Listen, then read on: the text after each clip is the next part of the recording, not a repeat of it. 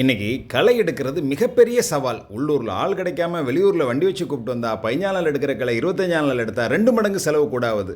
இதற்கு ஒரு தீர்வை நம்மளுடைய சோழநாடு உழவர் உற்பத்தியாளர் நிறுவனம் வழங்குது. ரொம்ப எளிமையாக கையாளக்கூடிய அதே நேரத்தில் ஒரு நாளைக்கு 5 ஏக்கர் வரை களை எடுக்கக்கூடிய திறன் படைத்த இயந்திரத்தை நம்முடைய விவசாயிகள் பயன்பாட்டிற்காக அறிமுகப்படுத்துகிறோம்.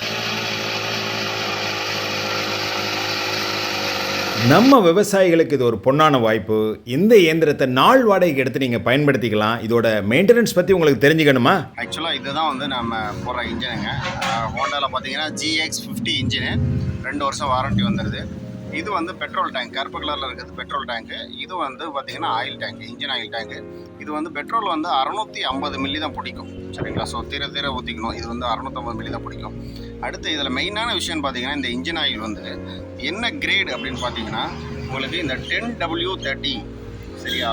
10W30ங்கிற ஆயில் தான் போடணும். இருக்குது இது எவ்வளோ பிடிக்கும்னா 100 மில்லி தான் பிடிக்கும்.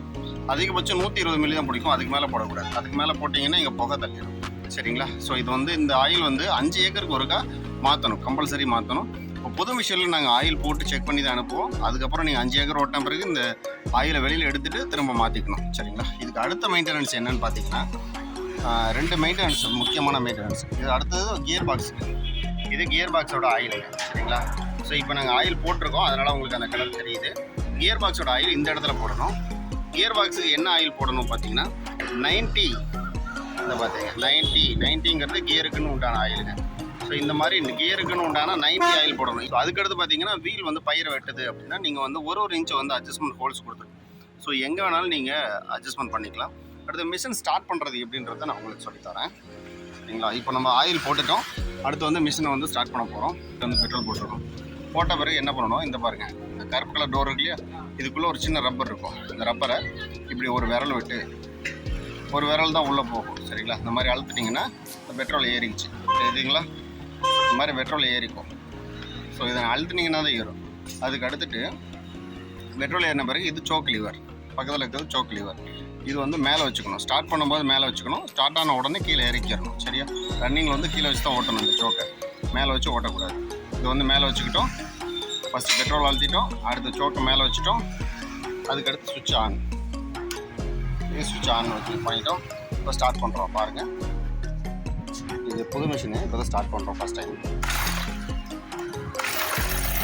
பாருங்கள், 2வது அடியில் ஸ்டார்ட் ஆகிடுச்சு, 2 தான் ஸ்டார்ட் ஆகிடுச்சு. இப்போ ரொம்ப சோக்கியாக இருக்குது, சரிங்களா? இவ்வளோ தாங்க ஸ்டார்டிங் மெத்தடு.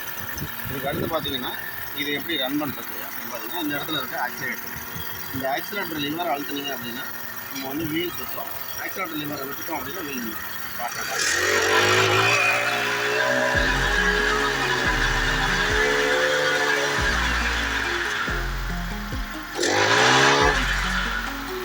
இவ்வளோ தாங்க ஆப்ரேஷன்.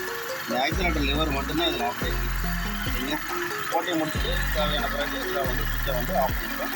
அதுக்கடுத்து இருக்க மெயின்டெனன்ஸ் பார்த்தீங்கன்னா, இதில் ஃபுல்லாக அந்த மிஷினை எங்கே வேணாலும் கழுவலாம், தண்ணி ஊற்றி கழுவலாம். பட் இந்த இன்ஜினை மட்டும் தண்ணி ஊற்றி கழுவிடக்கூடாது. சேறு அடிச்சிருக்கு அப்படின்னா ஒரு ஈர துணி வச்சு தொடச்சி தான் விடணுங்க, தண்ணி ஊற்றி கழுவிடக்கூடாது, சரிங்களா? இவ்வளோ தான் இந்த மிஷினில் இருக்க மெயின்டெனன்ஸ். நன்றி. வேற என்னங்க, இதனால் நம்ம விவசாய செலவு குறையும், நேரம் மிச்சமாகும், லாபம் அதிகரிக்கும். உடனே முன்பதிவு செய்யுங்க.